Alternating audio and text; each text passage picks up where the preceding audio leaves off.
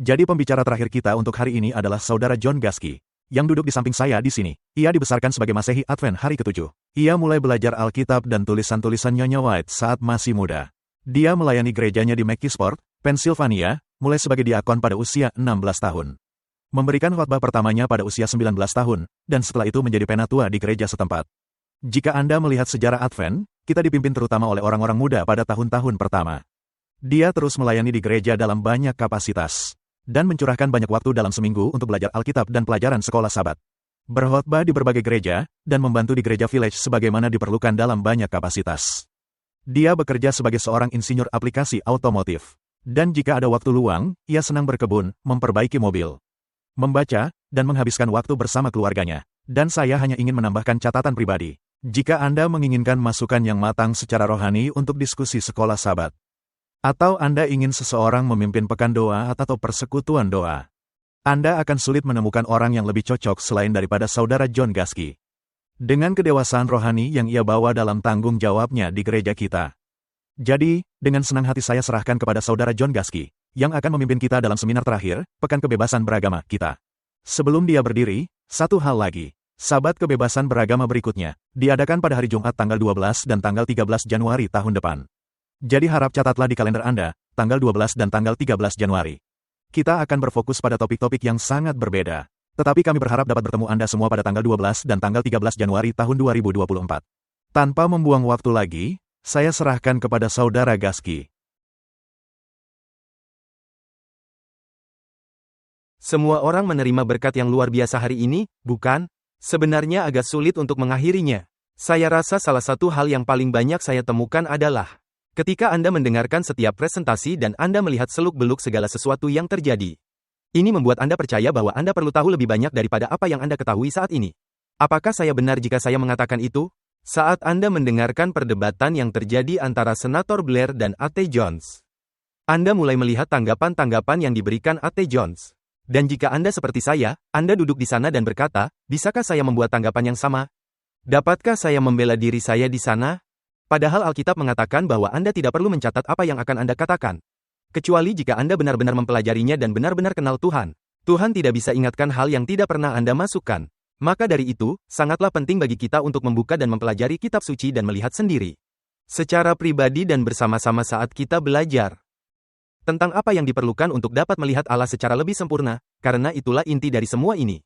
Kebebasan beragama adalah hal yang kita bicarakan secara khusus hari ini, tapi semuanya berpusat pada Injil. Saya agak takut, saya akan memberitahu Anda judulnya, Anda akan lihat saya tidak menggunakan PowerPoint. Saya terbiasa berbicara di gereja-gereja yang tidak memiliki layar, jadi saya biasanya tidak menggunakan PowerPoint. Jadi, jika saya menggunakannya, saya mungkin akan kehilangan arah dan Anda akan merasa kebingungan. Dan tidak ada yang mau mendengarnya. Jadi judul hari ini adalah, hubungan antara Injil dan kebebasan beragama dan pekabaran 3 malaikat. Dan itu menakutkan untuk mengatakan itu, karena itu pada dasarnya menghabiskan waktu saya. Judulnya cukup panjang. Sebelum kita masuk ke dalam firman hari ini, mari kita berdoa terlebih dahulu. Bapa di surga yang maha pengasih, kami mengucap syukur kepadamu. Kami bersyukur atas berkat yang kami terima hari ini. Roh Kudus yang dicurahkan ke tiap orang. Mereka memilih untuk menjadi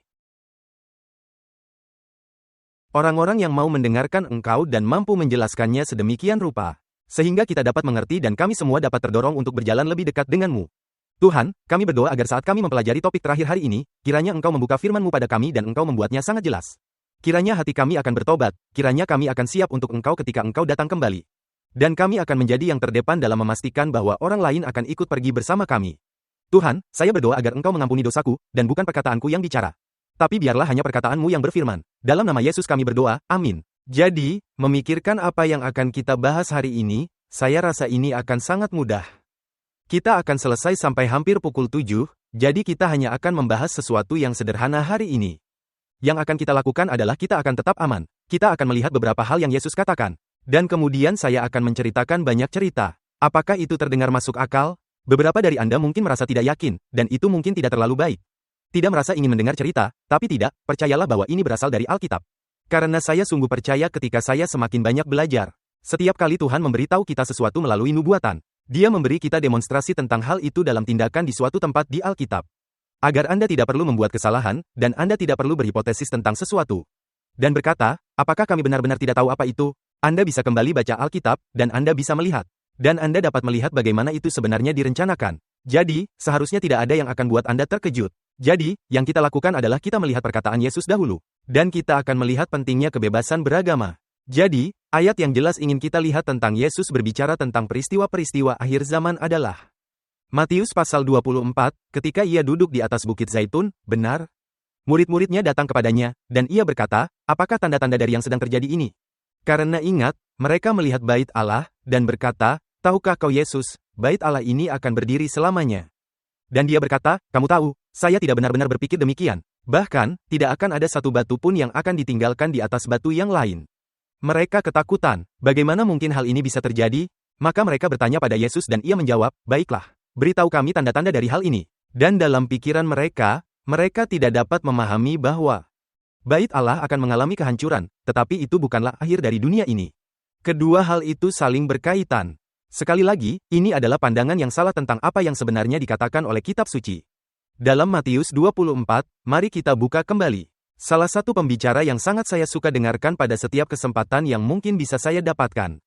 Namanya Randy Skid, dan dia punya satu perkataan yang sering dia katakan. Mari lihat kitab suci secara mikroskopis. Baiklah, saya seorang insinyur. Saya suka melihat sesuatu secara mikroskopis. Mengapa tidak? Mari kita lihat. Jadi seperti yang kita lihat di Alkitab ini. Kita akan melakukannya lebih secara mikroskopis. Sekarang, berapa banyak dari Anda yang sudah membaca Matius pasal 24 sebelumnya? Baiklah, sebagian besar dari Anda dan beberapa dari Anda takut untuk menjawab karena saya tahu Anda telah membacanya. Mari kita mulai dari ayat 4. Di situ tertulis, jawab Yesus kepada mereka. Waspadalah supaya jangan ada orang yang menyesatkan kamu. Jadi, apa hal pertama yang Yesus bicarakan? Dia berbicara tentang penipuan. Dia tidak berbicara mengenai peristiwa. Dia berbicara tentang keadaan pikiran Anda. Apakah sekarang Anda mampu untuk mengetahui ketika seseorang datang untuk menipu Anda, dan Anda mengetahuinya? Tahukah Anda, salah satu hal menarik tentang racun tikus adalah bahwa 98% dari racun tikus adalah makanan yang baik. Tikus memakan makanannya, dan tidak mengetahuinya. Hanya saja secara teknis, 0,02%-nya adalah racun. Jadi ketika Anda melihat ini, 0,02% adalah racun. Dapatkah kita sebagai orang Kristen melihat 0,02% itu? Dan Yesus berkata, janganlah kamu tertipu. Hal pertama yang dikatakannya bukanlah sebuah peristiwa. Tetapi, jangan tertipu, itu adalah perintah. Tapi bersama Yesus, semua perintahnya adalah memampukan. Jadi, jika ia berkata, janganlah tertipu, Anda bisa yakin bahwa ia akan memberi Anda kekuatan agar tidak tertipu. Jadi, dia melanjutkannya di sini. Waspadalah supaya jangan ada orang yang menyesatkan kamu, sebab banyak orang akan datang dengan memakai namaku dan berkata, akulah Mesias, dan mereka akan menyesatkan banyak orang. Jadi, yang tidak dikatakan ialah semua orang akan datang dan berkata, akulah perwujudan Yesus. Pada dasarnya ia mengatakan bahwa akulah Kristus. Dan Kristus berarti yang diurapi. Jadi ketika kita melihat ideologi yang terjadi di sini, Kristus sebenarnya, Yesus mengatakan di sini bahwa akan ada banyak orang yang mengatakan bahwa mereka diurapi untuk sesuatu. Ada sesuatu yang mereka akan lakukan. Kita bisa saja berkata bahwa ini adalah kelompok minat khusus atau bisa sesuatu yang lain. Tetapi faktanya adalah, Yesus mengatakan bahwa akan ada orang-orang yang akan menjalankan ketuhanan atas Anda karena mereka merasa diurapi. Jadi Mesias palsu ini berkata, akulah Kristus dan akan menipu beberapa orang. Oh ya, banyak orang, benar. Kamu akan mendengar deru perang atau kabar-kabar tentang perang. Namun berawas-awaslah jangan kamu gelisah, sebab semuanya itu harus terjadi. Tetapi itu belum kesudahannya. Disinilah Yesus akan mulai mendefinisikan peperangan. Dan disinilah kita mulai melihat secara mikroskop. Mungkin kita bisa memakai lensa 10 kali. Mari kita lihat dengan lensa sampai 50 kali, bisa? Apakah itu bisa diterima? Inilah yang terjadi. Sebab bangsa akan bangkit melawan bangsa. Penatua Bowman berbicara tentang bangsa-bangsa dan bagian nasionalnya. Saya akan mengutip dari setiap para pembicara hari ini. Karena itulah yang harus kita lakukan. Jadi, kita memiliki hal nasional dan bangsa-bangsa ini sebenarnya terdiri dari orang yang berbeda. Mereka memiliki gagasan yang berbeda dalam menjalankan dan sebagainya. Dan jika Anda melihat kata Yunani, itu etnos. Dan bagaimana kedengarannya bagi Anda? Ya, kedengarannya seperti sesuatu seperti etnis. Dengan kata lain, etnis adalah sekumpulan orang yang berbeda, jika Anda sepaham. Itu tidak harus berdasarkan warna kulit, tidak harus berdasarkan bahasa, tidak harus satu kelompok. Tapi apa yang ditunjukkannya adalah adanya perbedaan. Dan bangsa-bangsa akan bangkit melawan bangsa. Selama masa pemerintahan kepausan selama 1260 tahun, ada peperangan di antara bangsa-bangsa. Tetapi apakah ada pemerintahan yang bersatu? Ya. Tapi kali ini di sini, ada bangsa melawan bangsa. Dan akhirnya ia melanjutkan dan ia mengatakan akan ada kerajaan melawan kerajaan. Jadi saya sangat tertarik dengan kata kerajaan itu. Karena biasanya kita akan menganggapnya seperti, raja ini berperang melawan raja ini. Tetapi secara spesifik, 55 kali dalam kitab Matius saja, kata kerajaan digunakan oleh Kristus. Dan setiap kali kata ini digunakan untuk menyebut kerajaan Allah, bukan kerajaan kaisar. Jadi, ketika Yesus mengatakan bahwa kerajaan akan muncul melawan kerajaan, apa kesimpulan yang akan Anda simpulkan dari konteks Matius? Apakah ia sedang berbicara tentang kerajaannya yang akan berperang melawan kerajaan iblis? Dan kita tahu bahwa hal ini benar melalui kitab Wahyu dan Daniel bahwa kerajaan akan bangkit melawan kerajaan. Bangsa-bangsa sekarang marah dan mereka berperang melawan satu sama lain. Ini memberitahukan kepada kita bahwa ini terjadi setelah 1260 tahun. Ini adalah periode waktu di mana orang-orang perlu memahami sesuatu. Dan Yesus sedang menjelaskan apa yang akan terjadi. Mari kita lanjutkan kembali di ayat 8. Maaf, ayat 7. Mari kita lanjutkan di sana lagi. Sebab bangsa akan bangkit melawan bangsa dan kerajaan melawan kerajaan. Akan ada kelaparan, penyakit sampar, dan gempa bumi di berbagai tempat. Mari kita lanjutkan dan perhatikan tanda-tanda ini. Berapa banyak tanda yang Yesus berikan di akhir zaman ini? Ya, 3. Ada yang bilang 3 dari para pendengar. Ada 3 tanda, kan? Benar. Jadi apa saja yang disebutkan di sana? Ada kelaparan, wabah penyakit, gempa bumi. Baik, mari kita lanjutkan dan tinjau ini. Dapatkah manusia menciptakan kelaparan? Bisa. Jika Anda mendengarkan berita sekarang ini, apa yang menyebabkan beberapa tempat tidak mendapatkan hujan?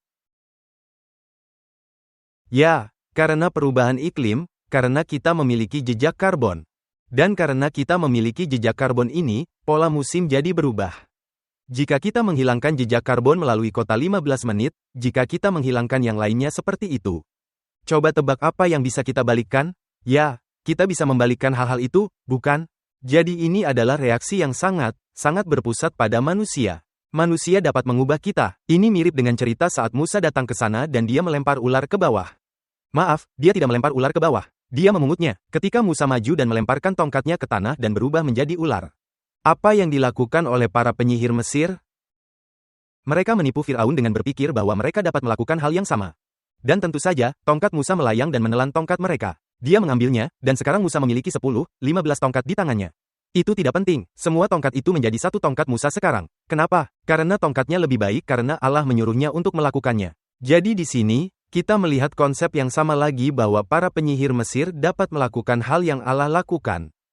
Ketika kita membaca kitab Ibrani, kita melihat bahwa bumi ini sudah tua dan perlu diubah seperti pakaian.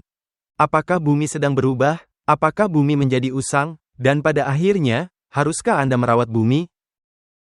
Ya, karena itu milik Tuhan, Anda tidak merusak sesuatu yang Tuhan berikan. Setidaknya Anda tidak merusaknya, tapi alasannya bisa dibuat manusiawi. Itu pertama. Bagaimana dengan wabah penyakit? Kita mendengar banyak hal tentang ini sekarang. Bahkan, kita baru saja mengalami wabah besar, bukan? Jadi saya tidak perlu membahasnya lebih jauh lagi. Tapi dapatkah manusia memecahkan masalah wabah penyakit? Tentu saja, jika semua orang diberi mandat untuk mendapatkan vaksin itu, Anda bisa mengatasi wabah itu. Kamu bisa mengatasi wabah itu. Ini ilmu pengetahuan, kan? Ilmu pengetahuan, sains, aku akan mengatakannya sekali lagi. Jadi sebagai akibatnya, itu adalah hal lain yang bisa dibuat manusia. Oh, tapi yang terakhir ini. Oh, apa yang bisa kita lakukan dengan itu? Gempa bumi. Saya belum melihat, dan saya suka ilmu pengetahuan. Itu bagian dari pekerjaanku. Baik, saya suka sains. Saya belum melihat bukti ilmiah yang menunjukkan. Jika Anda mulai bekerja untuk menghilangkan kelebihan karbon dioksida di atmosfer, Anda dapat mencegah terjadinya gempa bumi. Setahu kita, tidak ada yang bisa dilakukan manusia yang menyebabkan atau mencegah gempa bumi.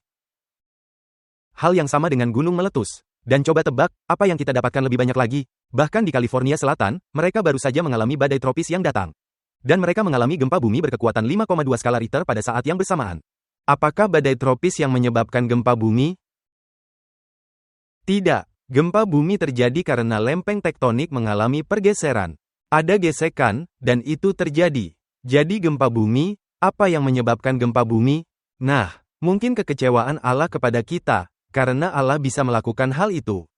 Apakah kamu ingat, badai apa yang melanda New Orleans? Ya, Katrina, apakah Anda ingat komentar tentang itu? Tuhan tidak senang dengan New Orleans. Jadi karena itu dia menghantam mereka dengan badai. Adakah di antara Anda yang ingat itu? Ya, saya ingat itu dengan mudah. Kita memiliki kecenderungan untuk melakukan hal-hal seperti, kata asuransi, itu tindakan Tuhan. Dan kita menggunakan bencana alam ini untuk mengatakan hal seperti, Tuhan sangat kecewa. Jadi, saat kita melihat hal ini pada saatnya nanti, kita akan mulai melihat bahwa ada kemungkinan orang dapat mempengaruhi cara Anda berpikir melalui tanda-tanda ini. Dan itulah sebabnya Yesus memulai dengan mengatakan, janganlah kamu disesatkan. Ketiga tanda ini yang diberikannya kepada Anda adalah tanda-tanda yang akan menunjukkan kepada Anda bagaimana sikap orang pada umumnya. Dan apa yang akan terjadi dalam pikiran. Semua orang ingin selamat, bukan? Semua orang ingin menjaga planet yang mereka tinggali. Tak seorang pun ingin mengemudi. Anda tahu, ketika ada yang mengemudi di jalan depan rumah Anda, dan mereka membuang sampah di sana, maka Anda akan berkata, itu tidak benar, kan? Jadi, kita selalu melihat hal-hal ini dan kita katakan, ini adalah perbuatan yang benar, ini adalah arah yang benar. Dan tipu daya selalu akan kita alami, ketika kita melihatnya dari sudut pandang manusia. Dan kemudian kita mulai menerapkan hukum-hukum manusia untuk dapat membuat hal-hal ini berubah. Mari kita lanjutkan lagi. Dia berkata, semua ini adalah awal dari penderitaan. Pada waktu itu kamu akan diserahkan supaya disiksa, dan kamu akan dibunuh, dan akan dibenci semua bangsa oleh karena namaku. Dan banyak orang akan murtad dan mereka akan saling menyerahkan dan saling membenci. Banyak nabi palsu akan muncul dan menyesatkan banyak orang. Jadi, selama masa penganiayaan ini, atau selama masa penyesatan ini, kita melihat bahwa penganiayaan akan muncul. Dan penganiayaan muncul terhadap umat Allah. Anda tidak mengikuti program ini, Anda tidak patuh. Anda tidak berjalan sesuai dengan hal terakhir yang kami perintahkan Anda untuk lakukan. Anda percaya bahwa Anda harus punya kebebasan memilih yang hanya dapat dipertanggungjawabkan kepada Tuhan. Dan jika hanya dapat dipertanggungjawabkan kepada Tuhan, Anda adalah warga negara yang baik. Karena ketika Anda dipertanggungjawabkan kepada Allah, Anda tidak hanya menjawab 4 perintah pertama, tetapi juga melakukan 6 perintah yang kedua. Maka dari itu, pemerintah sipil tidak menjadi ancaman bagi Anda. Karena apapun yang mereka katakan untuk melindungi tetangga Anda sudah melakukannya. Karena Anda mengasihi mereka, kan? Jadi tidaklah menjadi masalah jika Anda dianggap warga negara yang buruk. Namun, orang-orang akan membenci Anda karena Anda tidak mengikuti aturan terbaru. Jadi ini benar-benar menjadi agak berbelit-belit. Jadi kita lihat sedikit lebih dekat. Dan banyak orang akan murtad dan mereka akan saling menyerahkan dan saling membenci. Banyak nabi palsu akan muncul dan menyesatkan banyak orang. Jadi, hal ini diperlukan untuk menjaga agar tetap berjalan. Jika Anda beriman kepada Allah dan dapat menerapkan kebebasan beragama yang sejati dan apa yang terjadi. Apa yang harus dilakukan untuk menghancurkan kesaksian Anda? Nabi-nabi palsu, doktrin-doktrin palsu harus lebih disebarluaskan lagi. Dan itulah yang kita lihat di sini. Dan karena makin bertambahnya kedurhakaan, maka kasih kebanyakan orang akan menjadi dingin. Ada suatu masa beberapa tahun yang lalu, yang mungkin salah satu dari Anda dan saya bisa memiliki perbedaan pendapat, dan kita bisa mendiskusikannya. Dan bisa saya berkata, saya tidak selalu setuju dengan apa yang Anda katakan. Dan Anda bisa berkata, John, saya juga tidak setuju dengan Anda. Dan kita bilang, baiklah. Dan kita bisa sama-sama meninggalkan percakapan itu dan saya bisa berkata, ya. Dia tidak setuju dengan saya, tapi tidak apa-apa. Dan mereka bisa berkata, saya tidak setuju dengan dia, tapi tidak apa-apa. Masa-masa itu sudah lama hilang. Sekarang, jika Anda tidak setuju dengan seseorang, biasanya ada sesuatu yang Anda sampaikan di media sosial. Atau ada sesuatu yang Anda lakukan secara langsung mengatakan bahwa orang ini pada dasarnya tidak berguna. Karena mereka tidak melihat sesuatu seperti yang saya lihat. Ada polarisasi yang terjadi, tidak hanya dari sudut pandang politik, tetapi juga dari sudut pandang antar manusia yang semakin memburuk. Dan Anda harus melihat bahwa setiap hari, tidak ada yang bisa mengatakan, saya benar-benar tidak melihatnya demikian, dan tidak apa-apa. Jadi itu terus memburuk. Kasih kebanyakan orang akan menjadi dingin. Tetapi orang yang bertahan sampai pada kesudahannya akan selamat. Jadi saya mencari kata bertahan, dan saya memeriksanya di tempat lain di dalam Alkitab. Dan pada dasarnya apa yang dikatakan di sana adalah, Anda akan dihadapkan dengan banyak pencobaan. Dan ketika pencobaan ini dihadapkan pada Anda, seperti yang Yesus katakan. Tetapi orang yang bertahan sampai pada kesudahannya akan selamat. Itu adalah kabar baik. Kita memiliki 2 kitab di dalam Alkitab. Yang sangat penting bagi kita di akhir zaman ini, salah satunya adalah Daniel, yang akan kita bicarakan nanti. Tetapi yang lainnya adalah kitab Ayub, karena kitab Ayub sebenarnya menunjukkan peristiwa kontroversi besar. Ini menunjukkan kepada Anda sebuah metode di mana Yesus memberikan kesempatan kepada kita untuk berpartisipasi dalam perubahan karakternya. Di mana iblis dapat datang dan menuduh saudara-saudara, yaitu Ayub di sini. Dan dalam hal ini, katanya, apakah kamu sudah mempertimbangkan hambaku Ayub? Apakah iblis pergi untuk memerangi Ayub? Tidak, Allah mengikut sertakan Ayub dalam peperangan itu. Dan dia berkata, Ayub tidak akan menyerah. Dan setan berkata, oh, ya, aku mendapatkannya. Dia akan menyerah juga. Dan benar saja, dia tidak menyerah. Dan Allah mampu menunjukkan apa yang dapat Ia lakukan terhadap seseorang. Ketika Anda memikirkan hal ini, siapakah penonton dalam kitab Ayub? Orang-orang yang belum jatuh. Karena ingatlah, itu adalah dewan yang bersama dengan anak-anak Allah. Dan iblis ada di antara mereka. Jadi orang yang melihat mereka akan menjadi tetangga Ayub ketika Tuhan datang untuk kedua kalinya.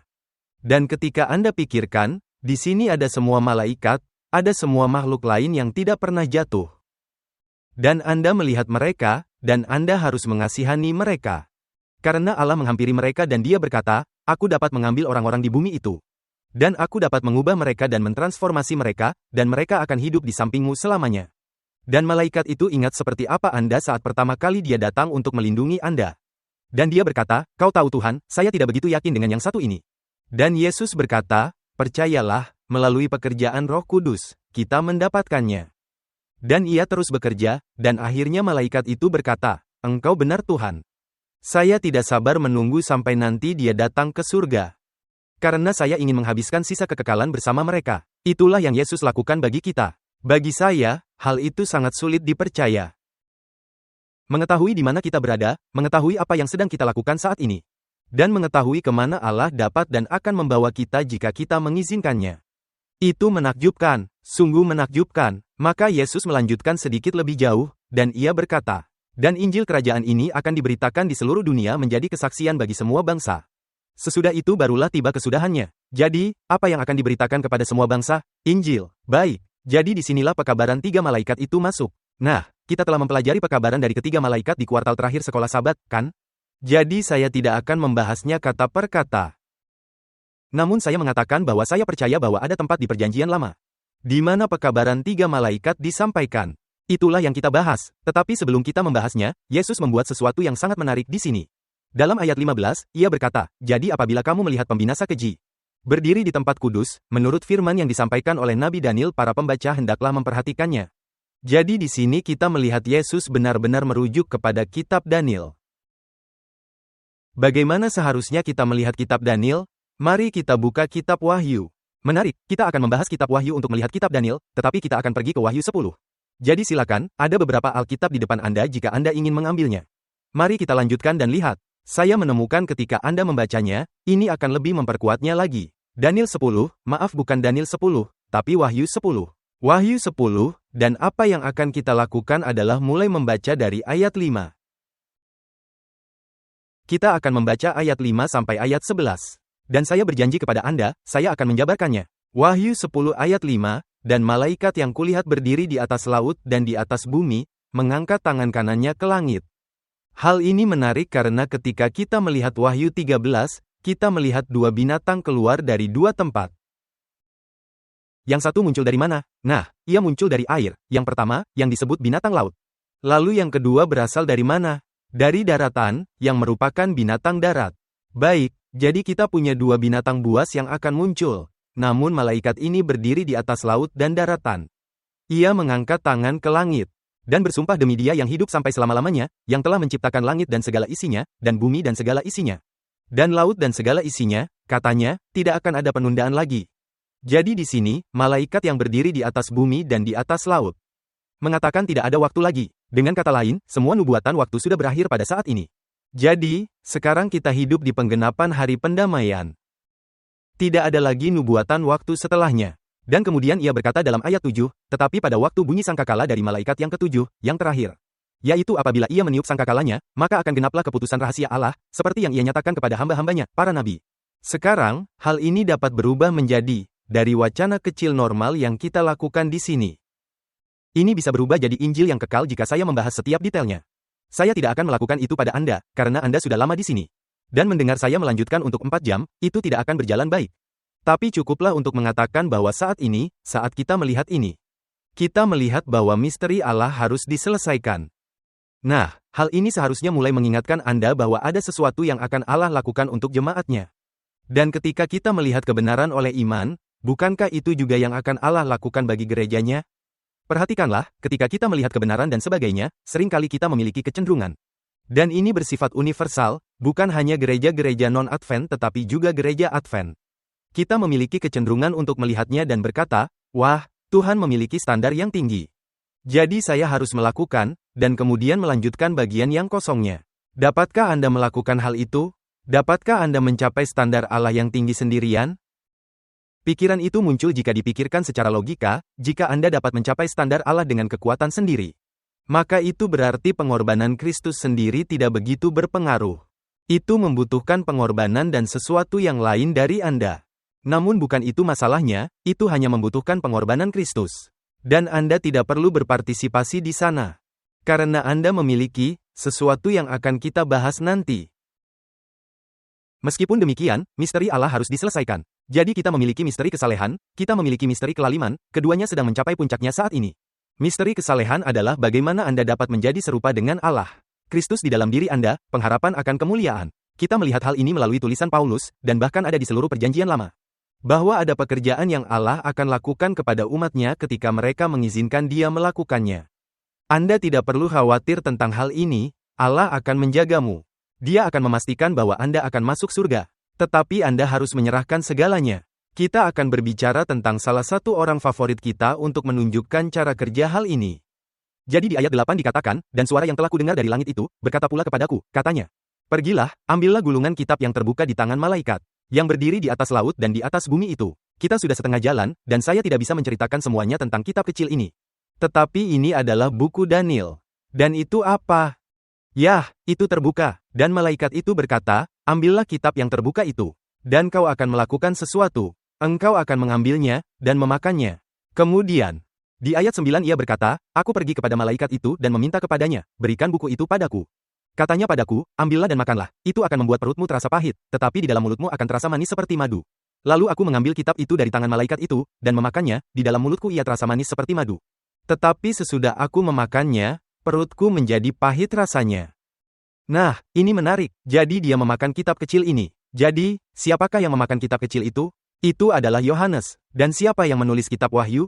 Yohanes. Dan ketika Anda memakan buku ini, apa yang terjadi? Apakah ia mengambil kitab itu, memakannya, perutnya terasa pahit? Ia mengalami gangguan pencernaan, dan kemudian ia memuntahkannya kembali?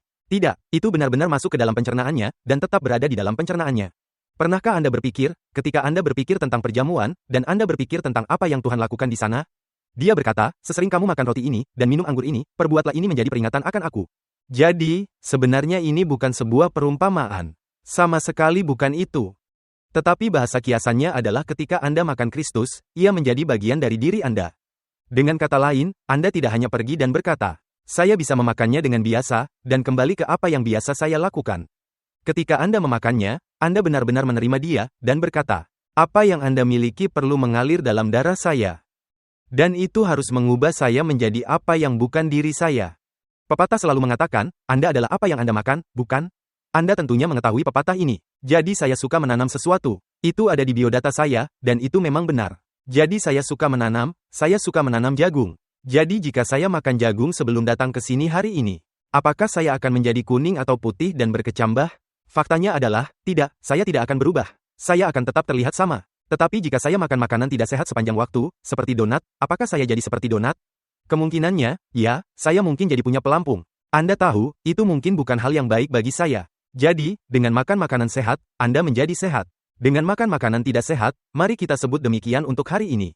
Itu bagus. Kita semua lelah. Jika Anda makan makanan tidak sehat, kesehatan Anda akan menurun. Sekarang, jika Anda makan Kristus, Anda akan memiliki kecenderungan untuk menjadi seperti Kristus. Jadi, ketika Yohanes memakan kitab Daniel ini, dan dia mencernanya, ia sedang menunjukkan bahwa Daniel dan Wahyu adalah kitab yang saling berhubungan. Saat membaca yang satu, Anda harus baca yang lain. Ketika membaca yang lain, Anda perlu baca yang satu. Anda akan bolak-balik. Buku-buku ini saling berkaitan, sehingga menjadi bagian dari buku-buku tersebut. Jadi ketika Anda membaca kitab Daniel, apa yang Anda dapatkan? Anda akan melihat rencana Allah di sepanjang sejarah. Anda melihatnya dan memahaminya, tetapi Anda juga mendapati bahwa Kristus ialah pengantara kita.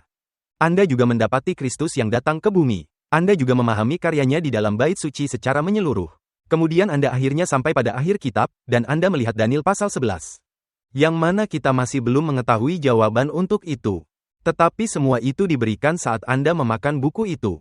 Sekarang buku itu menjadi bagian dari diri Anda. Apa pentingnya dari hal itu? Ayat 11. Maka ia berkata kepadaku, engkau harus bernubuat lagi kepada banyak bangsa dan kaum dan bahasa dan raja. Dan raja-raja. Jadi, pernahkah engkau mendengar tentang bangsa, suku, dan bahasa sebelumnya? Mungkin sekali atau dua kali? Ya, itu adalah bagian dari pekabaran 3 malaikat. Dan malaikat pertama turun, dan membawa pekabaran kepada setiap bangsa, suku, bahasa, dan kaum, dengan suara nyaring. Takutlah akan Allah dan muliakanlah Dia, karena masa penghakimannya telah tiba.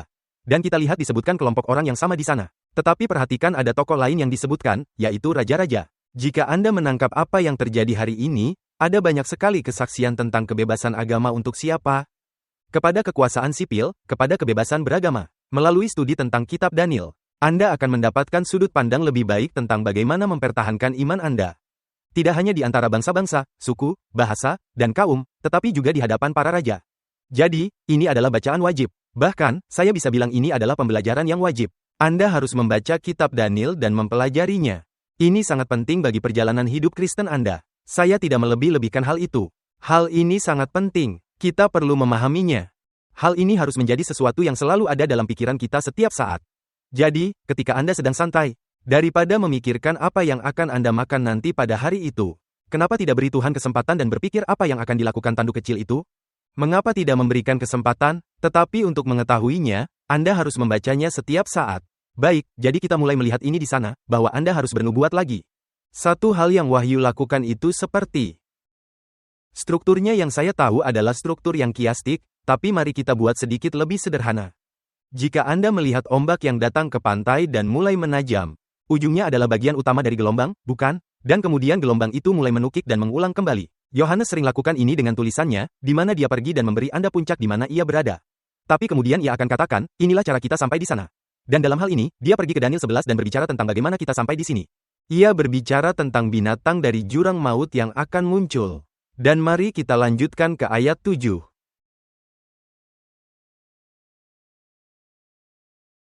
Dan apabila mereka telah menyelesaikan kesaksian mereka, maka binatang yang muncul dari jurang maut akan memerangi mereka dan mengalahkan serta membunuh mereka. Dan mayat mereka akan terletak di atas jalan raya kota besar, yang secara rohani disebut Sodom dan Mesir, di mana juga Tuhan mereka disalibkan. Saya ingin menunjukkan sesuatu di sini. Kedua saksi itu biasa kita sebut Perjanjian Lama dan Perjanjian Baru. Dan kita melihatnya sebagai kitab suci yang utuh dan itu dimusnahkan. Tetapi perhatikan apa yang terjadi di sana. Itu disebut, yang secara rohani disebut Sodom di Mesir. Di mana juga Tuhan kita disalibkan. Jadi Sodom dikenal dengan, secara duniawi kota yang terbaik. Saya menggambarkan mereka punya bangunan yang bagus di sana dan hanya itu. Mesir pada dasarnya dikenal dengan, siapakah Tuhan sehingga saya harus melepaskan Anda? Pembangkangan, dan dosa. Tetapi di manakah Tuhan kita disalibkan? Apakah Pilatus yang ingin menyalibkan Tuhan? Atau orang-orang agama yang ingin menyalibkan Tuhan? Sekarang kita melihat hal ini dan kita berkata, siapa yang sebenarnya memusnahkan kitab suci? Agama palsu, keduniawian, dan pembangkangan terhadap Tuhan. Jadi kita melihat ini dan itulah yang sebenarnya memusnahkan kitab suci. Dalam ayat 9 dikatakan, dan orang-orang dari segala bangsa dan suku dan bahasa dan kaum, ini disebutkan lagi. Inilah kelompok orang yang sama. Melihat mayat mereka 3,5 hari lamanya dan orang-orang itu tidak memperbolehkan mayat mereka dikuburkan. Jadi mereka melihatnya dan mereka berusaha untuk membuat keputusan. Apa yang harus kami lakukan? Kami tidak melakukan apa-apa karena kami tidak tahu apa yang harus dilakukan. Sekarang Pendeta Kelly merujuk, saya yakin itu dari khotbah Pendeta Kelly. Menyatakan bahwa kita agak memiliki kecenderungan untuk melupakan bahwa kesaksian adalah bagian dari itu, bagian dari bahasa. Dengan demikian kita memiliki kesaksian yang cukup bagi bangsa, suku, dan kaum untuk melihat dan bertobat. Apakah kesaksian kita kuat? Apakah kita memakan kitab Daniel dan menghidupkan kitab itu? Jika ya, maka kita memiliki kesaksian yang kuat. Jadi ada sekelompok orang lain yang kita temukan di dalam ayat 10. Dan mereka yang diam di atas bumi bergembira dan bersukacita atas mereka itu dan berpesta dan saling mengirim hadiah. Karena kedua nabi itu telah merupakan siksaan bagi semua orang yang diam di atas bumi. Ketika orang-orang yang diam di bumi, Anda akan melihat mereka lagi di Wahyu 13. Merekalah yang membuat patung binatang itu. Dan Anda dapat melihat ini sebagai dua kelompok ini. Yang satu berada di lembah keputusan. Mereka bertanya-tanya apa yang benar dan apa yang salah. Mereka melihat bukti-bukti yang ada pada mereka. Dan kelompok kedua saling memberi hadiah. Dan saya ingin menunjukkan sesuatu di sini, yaitu bahwa Allah juga memberikan hadiah. Apa karunia yang Allah berikan untuk Anda? Roh Kudus. Itulah karunia terbesar yang dicurahkannya kepada Anda saat ini. Dan dia berkata, sudah sebaiknya aku pergi, karena jika aku tidak pergi, Roh Kudus tidak dapat datang. Dan Roh Kudus adalah jaminan Anda. Ibaratnya ia adalah uang muka Anda. Dia pada dasarnya berkata, aku menjaga mereka. Aku akan memastikan mereka pulang ke surga. Dan ia mengusahakan Anda dan ia menobatkan Anda dan ia selalu membisikkan hati nurani Anda, bukan? Dan ia berkata, kamu sebenarnya tidak ingin melakukan itu, kamu sebenarnya lebih suka melakukan ini. Apakah ada yang pernah mengalami hal itu? Ini adalah pekerjaan Roh Kudus. Tetapi perhatikanlah orang-orang yang tinggal di bumi memberikan karunia yang lain. Apakah karunia yang mereka berikan? Itu dikenal sebagai hukuman pancung. Karena itu akan mengendalikan hati nurani Anda juga. Dalam hal ini di sini, mereka bisa membuat orang untuk melakukan apa yang mereka inginkan karena rasa takut, paksaan, dan semua jenis siksaan yang kita bicarakan. Tetapi karunia yang Tuhan berikan adalah karunia Roh Kudus karena Dia ada di sini untuk menobatkan kita. Jadi, mari kita lanjutkan lagi. Kita melihat bahwa kedua kelompok orang itu ada dan kita melihat mereka semua dalam Wahyu 13. Tapi bagaimana seharusnya kita hidup di akhir zaman ini? Kita akan menutupnya dengan ini. Baik, kita akan segera kehabisan waktu. Mari kita lanjutkan ke pekabaran 3 malaikat. Pekabaran 3 malaikat. Kita akan melihat Kejadian 18. Dan saya sudah sebutkan juga kepada Anda bahwa kita akan membaca cerita. Dan ini adalah kisah pertama yang akan kita lihat, Kejadian pasal 18. Dan saya suka menyebutnya sebagai Kejadian 3 malaikat. Karena di sini kita melihat kejadian yang sedang terjadi pada ayat 1. Dikatakan, lalu Tuhan menampakkan diri padanya di dataran Mamre, dan ia duduk di pintu kemah pada waktu panas terik. Jadi, siapa yang menampakkan diri padanya? Ya, Tuhan. Ketika ia mengangkat mukanya, ia melihat 3 orang berdiri di depannya. Saat ia lihat mereka, ia lari dari pintu kemahnya menyongsong mereka. Lalu sujudlah ia sampai ke tanah, dan berkata, Tuanku, jika aku telah mendapat kasih Tuanku, janganlah kiranya lampaui hambamu ini. Biarlah diambil air sedikit, basuhlah kakimu dan duduklah beristirahat di bawah pohon ini. Nah, ada 3 makhluk ini yang dia sambut masuk. Dan ia berkata, jika aku berkenan di pandanganmu, tinggallah bersamaku. Apakah mereka tinggal bersamanya? Inilah bagian yang baik tentang hal itu. Allah juga berkenan kepada Anda. Dan ia akan tinggal dengan Anda. Yang harus Anda lakukan adalah meminta. Seperti yang Abraham juga minta dan sungguh-sungguhlah akan permintaan itu. Dia benar-benar terlibat dalam hal ini. Dia berkata, mari ke sini, untuk apa melakukan perjalanan jauh? Aku akan memberimu makanan, air, dan semua yang kau butuhkan. Tinggallah bersamaku. Dan mereka berkata, ya, baik, kami akan melakukannya. Dan salah satu dari mereka adalah siapa? Ya, Tuhan. Jadi sekarang kita masuk ke dalam ayat 9 dan mereka berkata, Anda tahu. Inilah yang akan kami katakan padamu. Sarah akan punya anak laki-laki. Anda tahu Sarah tertawa, kita tidak bahas detailnya. Tapi hal pertama yang terjadi adalah, mereka janjikan seorang anak laki-laki. Nah, ini sangat penting. Mereka janjikan seorang anak laki-laki padanya. Dan kemudian berlanjut ke salah satu bagian favorit saya di Alkitab, yaitu ayat 16. Lalu orang-orang itu bangkit dari situ dan melihat ke arah Sodom, dan Abraham berjalan bersama dengan mereka untuk mengantar mereka. Berpikirlah Tuhan, apakah aku akan menyembunyikan kepada Abraham apa yang hendak kulakukan ini? Inilah pandangan bagaimana Tuhan berpikir. Inilah sebabnya mengapa hal ini sangat menarik. Tuhan bercakap-cakap dengan dirinya sendiri, tidak dengan orang lain. Dan dia berkata, haruskah aku sembunyikan ini dari Abraham? Dan Tuhan berkata lagi, atau melihat bahwa Abraham.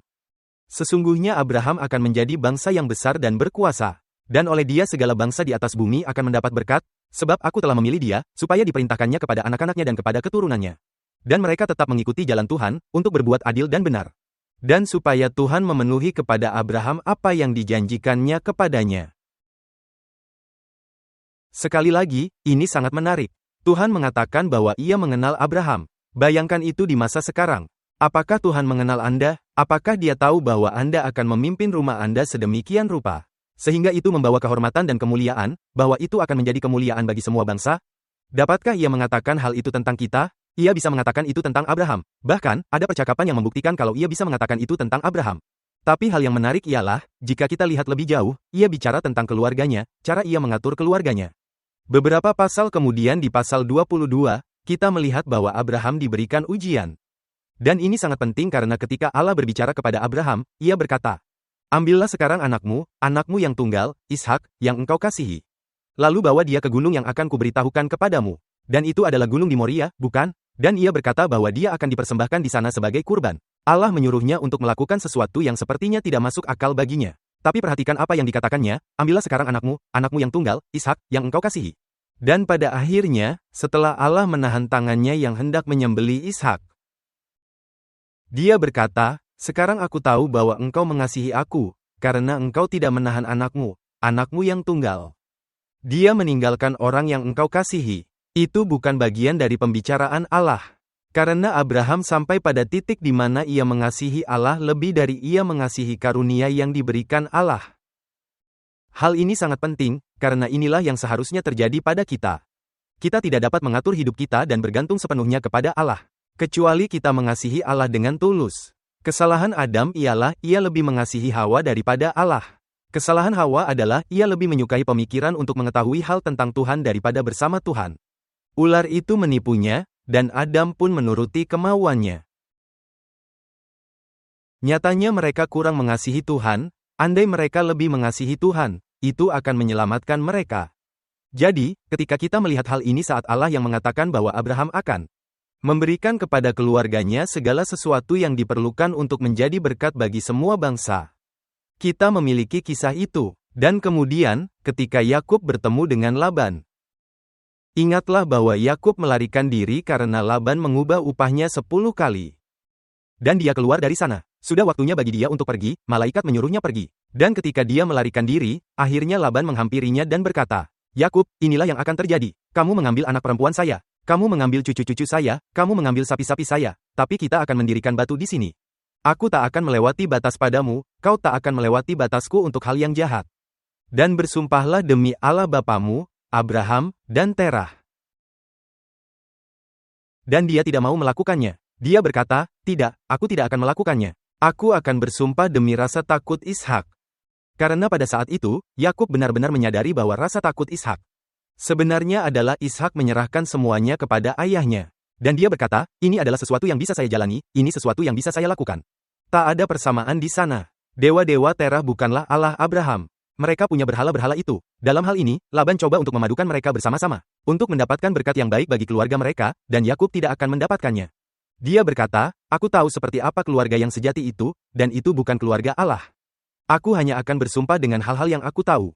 Jadi sekarang kita melihat hal ini dan kita dapat mengatakan bahwa Abraham memulai semua pemahaman tentang iman dan keyakinan penuh kepada Allah, dan itulah sebabnya ia adalah bapa semua orang beriman. Jika kita melihatnya, ia menempatkan Allah secara luar biasa, dan ia tidak lagi terhuyung-huyung pada janji itu. Kabar baiknya ialah Abraham berbuat salah, dan setiap kali melakukannya, ia sadar itu adalah sebuah kesalahan. Dan ia terus bertumbuh dalam kasih karunia Allah. Dan ia pun sampai pada titik di mana Allah dapat mengadilinya. Dan ia akan lulus. Menurut Anda, apakah pencobaan yang dialami Abraham lebih berat daripada ujian di Taman Eden? Abraham melewatinya dalam kondisi yang sangat terpuruk.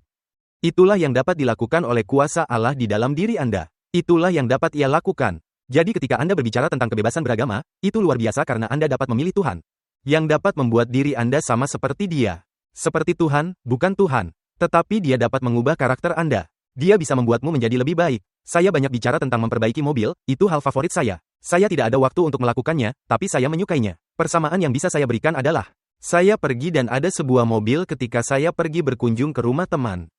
Mobilnya ada jauh di belakang, dan tentu saya melihatnya. Mobil pertama saya adalah Trans Am tahun 76, dan saya suka mobil itu. Tapi mobil itu sudah rusak total, bukan karena saya. Tapi mobil itu rusak, saya selalu berkata, saya ingin memiliki mobil itu kembali. Jadi ketika saya sedang mengemudi di jalan, saya melihatnya. Setidaknya 200 meter dari jalan. Dan saya melihat mobil oranye, dan melihat bagian belakangnya. Dan saya pergi ke stasi istri saya, dan saya berkata, sayang, itu adalah Firebird. Saya bisa membuatnya menjadi Trans Am. Dan dia menjawab, hah, apa? Saya jawab, ada di belakang sana. Saat saya melihatnya, saya bilang, saya tahu apa yang bisa saya lakukan pada mobil itu.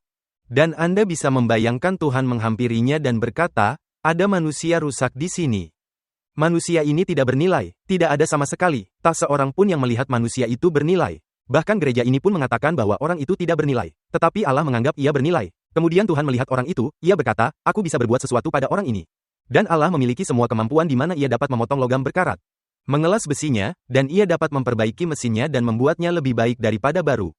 Kemudian ia bisa membuat rangkanya lurus sehingga tidak ada garis-garis. Dan dia bisa membuat semua yang ada di dalamnya sempurna, transmisi baru, interior baru. Dan kemudian dia membawanya ke pameran kecil dan semua orang mengagumi betapa bagusnya benda ini. menunjukkan gambar sebelum, dan menunjukkan gambar sesudah. Itulah yang Allah lakukan bersama kita. Dia adalah ahli memperbaiki. Ia dapat mengubah kita dari benda yang berkarat, ataupun benda yang dianggap orang layaknya dibuang. Dan ia berkata, "Oh tidak, aku dapat memperbaikinya." Itulah yang dia lakukan pada kita. Jadi, bagaimana kita melihat segala hal ini? Kita akan menutupnya dengan ini. Satu cerita tambahan. Tolong bersabarlah. Dan yang satu ini akan menarik. Beberapa pasal sebelumnya, saya yakin ada di pasal 14, Kitab Kejadian, Lot ditangkap. Dia ditangkap oleh raja. Itu pertarungan 4 lawan 5. Dan sebelum itu, saya rasa selama 18 tahun, Sodom dan Gomora berada dalam tawanan raja-raja lain. Dan mereka bangkit melawan mereka. Mereka berkata cukup, kami tidak akan membayar upeti pada raja-raja ini. Lalu satu raja lain berkata, kamu harus melakukannya. Maka larilah Raja Sodom dan Gomora dan mereka menangkap Lot.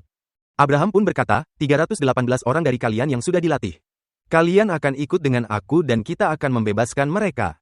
Dan Abraham pun membawa bangsanya kembali. Dan karena Abraham pergi dan melakukan ini, dia bertemu dengan Melkisedek, dan kita semua tahu apa yang terjadi di sana.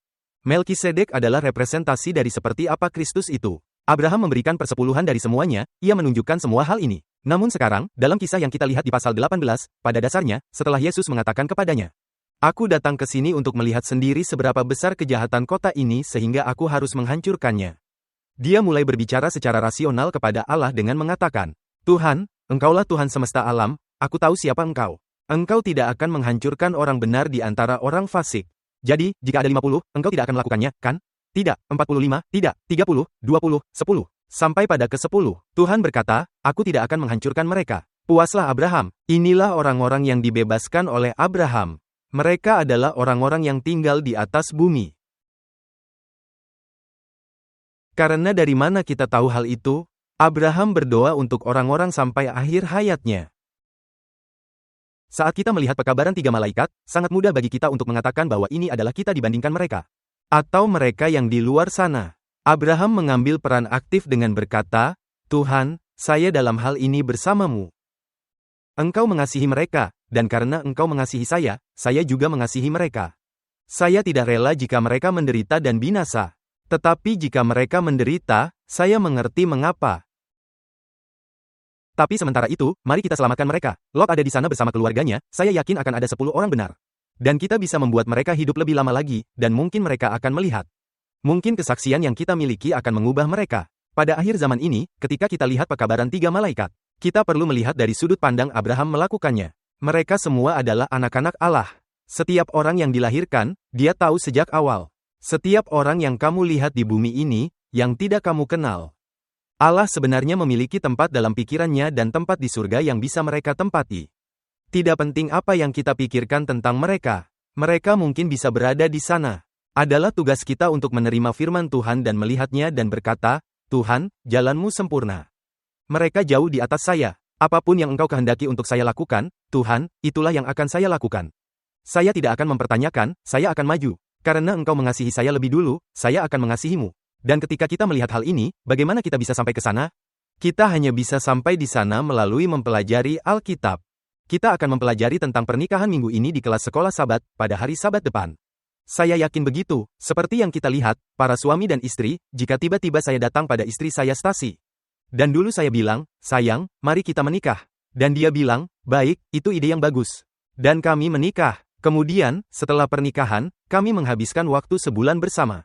Dan kemudian saya melakukan pekerjaan saya dan dia melakukan pekerjaannya. Apakah itu pernikahan? Di atas kertas iya, tapi dalam praktiknya, apakah itu pernikahan? Tidak. Cara kita belajar lebih mengenal pasangan kita dan cara kita lebih mencintai pasangan kita ialah dengan menghabiskan lebih banyak waktu bersama mereka. Kita berada di dalam situasi yang berbeda. Suatu hari saya pulang kerja dan dia berkata, kamu tahu tidak? Aku menabrak sesuatu dan itu benar-benar merusak mobil. Saya baru saja menghabiskan waktu 4 tahun untuk memperbaikinya. Itu tidak bagus. Jadi, apa reaksi saya padanya? Apakah saya lebih mencintai istri saya daripada saya mencintai mobil itu? Ya, sebaiknya begitu. Tapi aku menghabiskan 4 tahun dengan mobil itu. Ya, terus kenapa? Saya lebih banyak menghabiskan waktu dengan istri saya dan saya mencintainya lebih dari apapun di sini. Itulah pelajaran yang kita ambil dari Abraham. Dia dijanjikan seorang anak selama 25 tahun, akhirnya mendapatkan anaknya. Allah berkata anak ini akan membawa Mesias yang dijanjikan. Oleh karena itu, bunuhlah dia. Dan Abraham berkata, aku tahu bahwa kata-katamu benar. Terlepas dari apa yang saya lihat, engkau akan mewujudkannya. Jika engkau mengatakannya, aku percaya padamu dan aku mencintaimu sehingga engkau akan terus mewujudkannya. Disitulah harusnya kita berada. Disitulah ia minta kita berada. Itu satu-satunya cara bagaimana kita punya cinta sejati untuk semua orang di bumi ini. Untuk benar-benar membawa mereka masuk. Akankah semua orang akan datang menemui Tuhan? Tidak. Apakah semua orang akan memutuskan untuk melihat Tuhan? Tidak. Alkitab sangat jelas mengenai hal itu. Tetapi tidak ada alasan mengapa kita harus berhenti berdoa dan berhenti mengasihi. Dan berhenti berusaha untuk membuat orang-orang yang telah Allah tetapkan untuk hidup di kerajaan bersamanya. Jadi saya akan mendorong Anda masing-masing, setiap hari luangkanlah waktu untuk membaca Alkitab. Lihatlah segala sesuatu secara mikroskopis. Lihatlah bagaimana Allah telah bekerja di masa lalu dengan Anda. Lihat apa yang Allah berikan pada Anda melalui kebebasan itu. Lihatlah bagaimana Dia menunjukkan kasih-Nya pada Anda setiap hari. Ia memerintah orang benar dan memerintah orang yang tidak benar. Ia memerintah atas keduanya. Biarlah kita selalu memiliki perkataan yang dapat menghibur orang lain. Meskipun pada suatu saat di hidup kita berpikir bahwa mereka tidak pantas mendapatkannya. Saya harus menutup dengan doa. Maafkan saya, tetapi mereka berdua di sini, jadi sekarang lebih baik. Bapa di surga, kami bersyukur atas yang Engkau telah berikan pada kami. Bapa, kami mengasihimu, tapi kami berdoa agar kami bisa lebih mengasihimu, kami berdoa agar kami dapat menggunakan hari Sabat yang kami miliki. Mengenai kebebasan beragama dan hal itu lebih dari hari Sabat, tetapi Tuhan, ini selalu mengingatkan kami. Karena kami menghormati harimu, kami berdoa agar kami dapat semakin menghormatinya. Terlebih dengan hari Sabat, matahari akan segera terbenam.